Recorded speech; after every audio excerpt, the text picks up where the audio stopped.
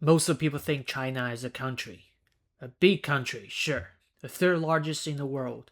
But still, just a country with a longer history and more population. But here's what I want you to see.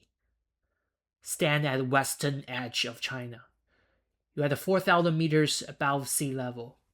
The air is thin. The sky is almost purple.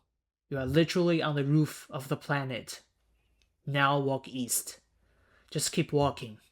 The land drops, the air thickens, the vegetation changes, the rivers appear, the people multiply. By the time you reach the coast, you've descended more than 4 kilometers in elevation, across deserts, through gorges, over plateaus, past rice paddies, and you haven't left the same country. That journey, that descent, it has a name. Geographers call it the three-step staircase. And it is the single most important geographic fact about China. Because this staircase didn't just shape the land, it shaped the civilization. Welcome to Sea East. Let's step down. Before we go step by step, here's a bird's eye view. China's land descends from west to east in 3 massive elevation zones, like a giant natural staircase tilted toward the Pacific Ocean. The high step sits in the southwest, the Tibetan Plateau, averaging over 4,000 meters above sea level, above the clouds, above most of the world. The middle step covers central and northern China, plateaus and basins between 1,000 and 2,000 meters. Think of it as a transition zone, high enough to be dramatic, and low enough to support large cities. The third and lowest step is the eastern coast and plains, below 500 meters, flat and fertile, where more than 90% of China's 1.4 billion people live today. Now here's a key insight that I want you to hold on to throughout this video. Every major river in China flows from step 1 through step 2 and into step 3, carrying water, sediment, and life toward the sea. That flow of water created a farmland. The farmland fed the population. The population built the civilization. The staircase isn't just a geography, it's a skeleton of China's history. Step 1. The Qinghai Tibet Plateau. Average elevation over 4,000 meters, covering an area of 2.5 million square kilometers, roughly the size of Western Europe, with a nickname, the Roof of the World. And that nickname doesn't do it justice. This plateau was born from one of the most violent geological events in Earth's recent history. Around 15 million years ago, the Indian tectonic plate moving north at a geologically reckless speed slammed into the Eurasia plate. The collision crumbled across upward. The land didn't just rise, it kept rising, and it's still rising today by about 5 millimeters every year. The result is the highest, largest plateau on Earth. And sitting at its southern edge, the crown jewel, Mount Chumunama, what the world calls Everest, at 8,848 meters. But here's what most people don't know about this plateau. It's not just high, it's a water factory for an entire continent. The Tibetan Plateau is called the Water Tower of Asia, and for good reason. From this glacier and snowpacks, 10 of Asia's most important rivers are born here.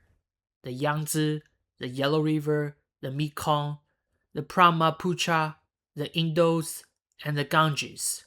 Taken together, these rivers supply fresh water to roughly 1.5 to 2 billion people across China, India, Bangladesh, Myanmar, and Southeast Asia. So when you look at this remote, mostly empty plateau, feels that 10 million people live here.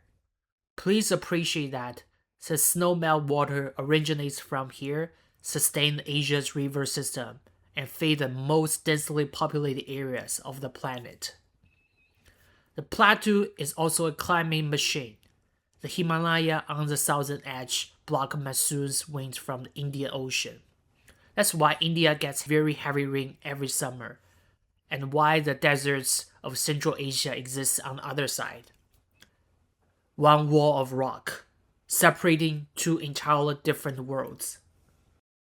Step 2. Elevation 1000 to 2000 meters, the middle zone. This is the most geographically diverse step of the staircase, and in many ways, the most underappreciated. It covers an enormous swath of inland China, and it's made up of several very different landscapes packed into one elevation band. Inner Mongolia Plateau, a vast, wind-swept grassland in China's north. Historically the domain of nomadic peoples like Mongols and Xiongnu. This is the frontier zone where the agrarian Chinese world met the steppe world for thousands of years. The Great Wall runs along this boundary not just as a military structure, but as a physical line between the two ways of life. Loess Plateau, one of the most visually dramatic landscapes on Earth. Loess is a fine yellow-brown, wind-blowing soil, and this plateau is blanketed in it, up to 300 meters deep in places. The Yellow River runs through it, picks up the yellow silt, and carries it eastward. That's literally where the Yellow River gets the color and its name. This is also one of China's most ancient homelands. The Loess Plateau sheltered the early Chinese civilization in cave-like dwellings, carved directly into the soft earth. Sichuan Basin, nicknamed the Land of Abundance, surrounded on all sides by mountains. The Sichuan Basin is warm, humid, and extraordinarily fertile. It's geographically isolated, difficult to reach, which gave it a unique character, a cradle of independent culture, dialect, and cuisine. Chengdu, one of China's great cities, sits here. So does the giant panda. Xinjiang Basins. Counterintuitively, the desert basins of Northwest, the Tarim Basin containing the Taklamakan Desert, and the Zhengor Basin, also sit in this second step. This is China's Wild West, ancient Silk Road territory, extreme heat and cold, vast emptiness. The Taklamakan is one of the world's largest deserts. Its name in Uyghur language roughly translates to "you go in, you don't come out." What all those landscapes have in common? They shaped dramatically different peoples, economies, and cultures, all within the borders of one country. The geography of Step 2 is a big part why China is so internally diverse. Step 3, below 500 meters. The Eastern Plains and the coast. Here, from north to south, 3 great plains stretch along China's eastern edge. Northeast Plain, China's breadbasket. Flat, rich, black soil.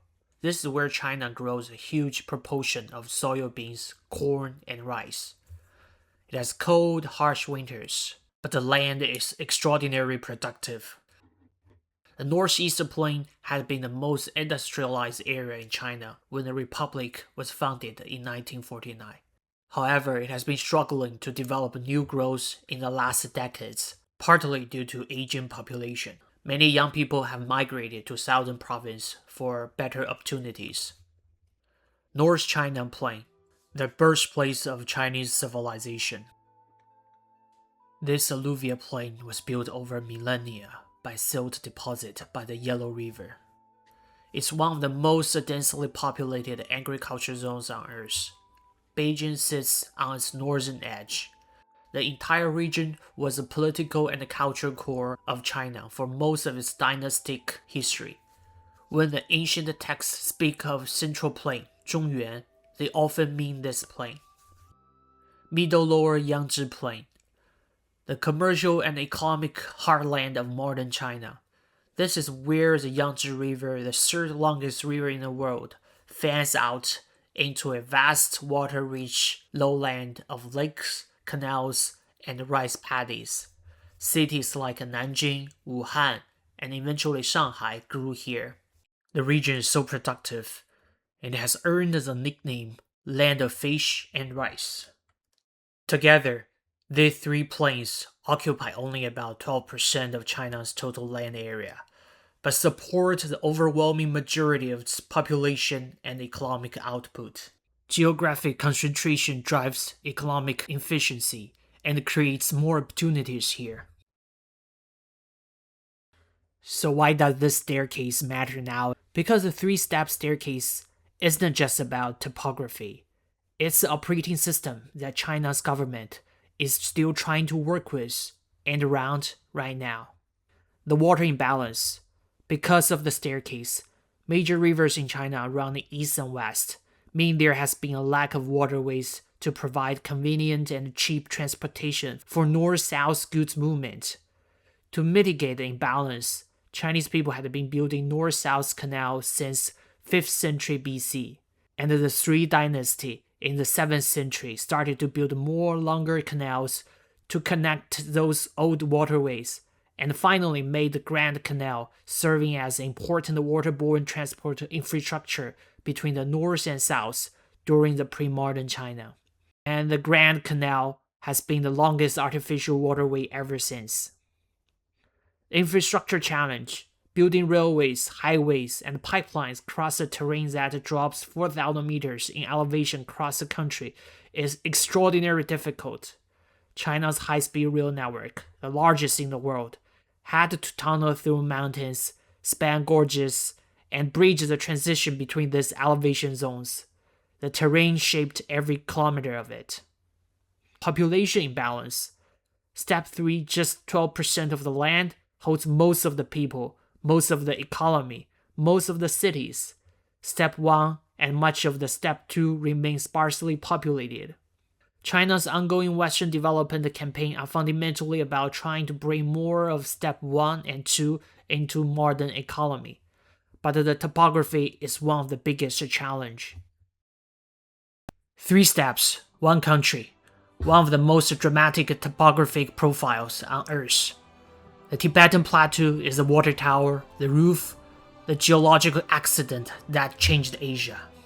The interior basins and the plateaus are the ancient Heartland, the Silk Roads, and the frontier.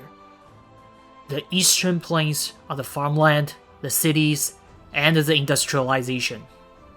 Everything about China, its rivers, its cities, its agriculture, its infrastructure, its history, flows from this shape.